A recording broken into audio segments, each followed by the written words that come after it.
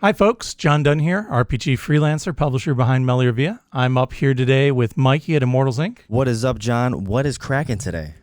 Well, today I thought we'd talk about something that I found on the shelf, and I'm honestly not sure how Carlos got it. I mean, is this a rare occasion right here? Well, what is this? I think it's kind of unusual. So this is the Chained Coffin for Dungeon Crawl Classics. This was originally funded through a 2014 Kickstarter. Ooh. That was the first Kickstarter that Goodman Games ever did, I'm pretty sure. Wow. And they did a box set for this adventure. And after that box set sold through, they did this hardcover reprint a few years later. And I don't think this version is readily available anymore. So if you're interested in this, you might want to stop in quick and grab it. Yeah. Damn. Yeah, because I was looking at it going, hey, Carlos, I want to talk about this. Can you get a couple more? And then I went and looked and saw there might not be a couple more. But we're going to talk about it anyway. Yeah, don't break your ankles trying to come in here, okay? So the Chained Coffin was written by Michael Curtis. He's the lead designer on this. I think there were a couple other authors that worked on some bits and pieces. He's a blogger and a game designer who has done a ton of stuff for Dungeon Crawl Classics. This is the compiled edition of everything that was released for the 2014 Kickstarter, including all the stretch goals and some more stuff that I'm not sure even made it into that box set. Okay? It is a setting plus adventures that take you from a 0-level funnel up to 5th level. In DCC, that's my understanding that's going pretty far. We talked about funnels before in DCC. I think we might have mentioned it in Mutant Crawl Classics. A little bit. I don't know. So the funnels concept is you don't start off with one character. Every player starts off with a bunch of characters, usually like 4 of them who are 0 level. And it's expected that some of those characters are going to die. Yeah, and whoever survives is the guy that you're going to use for future adventures, right? What was that one system where it was like a red light, green light system? You know, it went off like a red, yellow, green system. I honestly don't remember. I'll cut this out. Yeah. Because it kind of reminded me that bit. Go on. Anyway, so it starts you off with the funnel and takes you all the way up to 5th level. So there are a series of adventures in here. Plenty of adventure content to keep your group busy for a decent while, frankly. But the whole point of it, and the thing that makes this really unique for Dungeon Crawl Classics, is that it is a very explicit setting. And it's an explicit setting that draws on the Appendix N books back from AD&D. We've talked once or twice about Tolkien. I think you might have heard of him. Yeah, I was assigned a reading, exactly. And I'm still not done with that. That's what I figured. The Nuhan series, the Lankmar books, we're going to talk about those at some point in the near future. And we're going to talk about Jack Vance's Dying Earth series in the near future, too.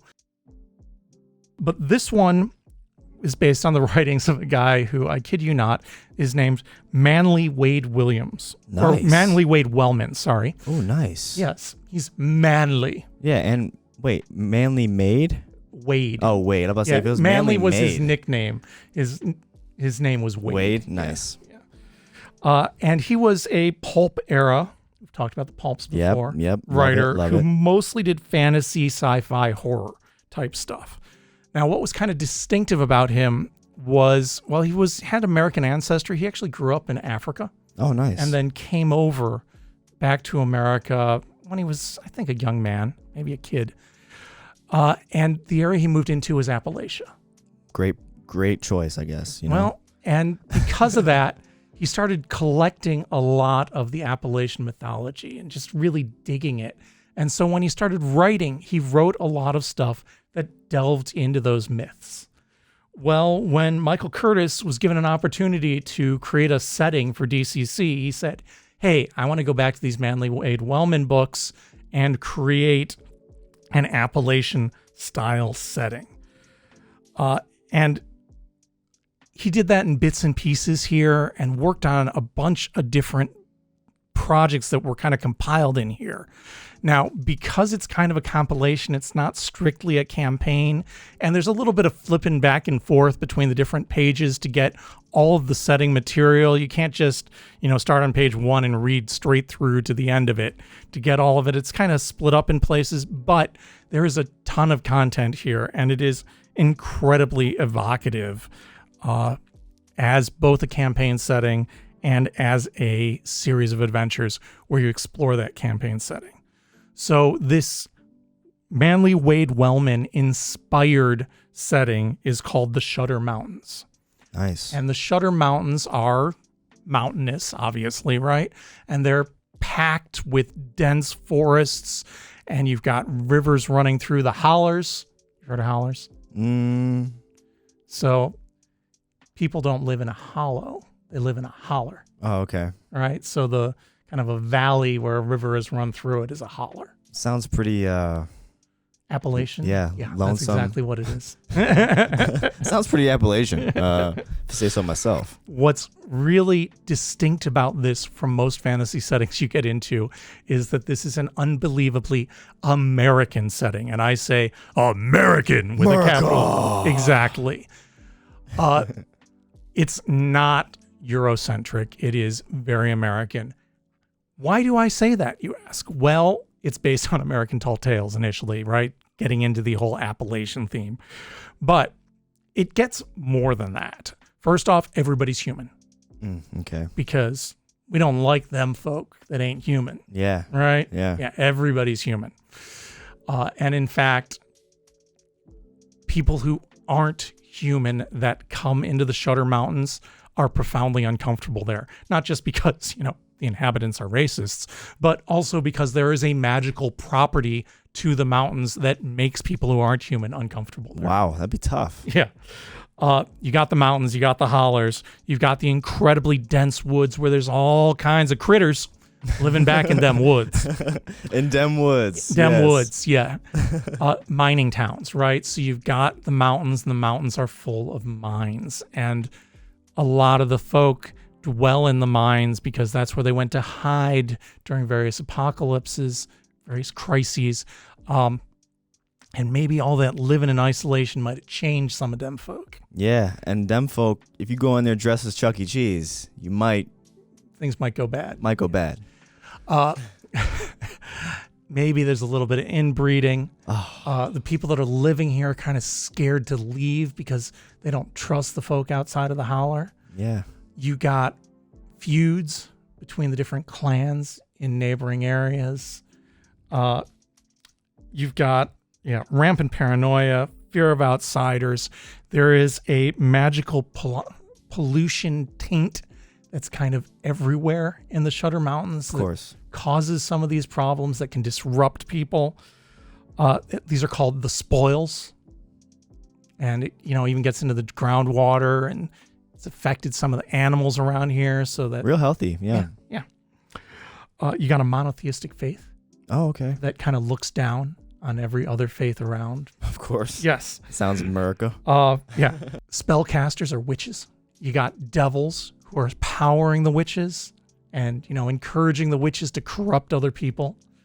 Yeah. You have witch liquor, which is basically magical moonshine. Oh, nice. Yes. And just like real moonshine, it can mess you up. And I'm sure but in magical ways. And I'm sure there are feuds over the purities. You know it.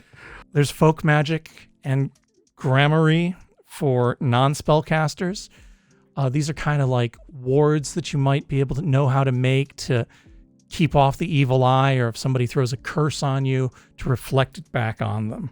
And there's a little bit of anti-demi-human racism going on. Oh, yeah, of course. Yeah, because America. Because America. Exactly. It's a wild setting.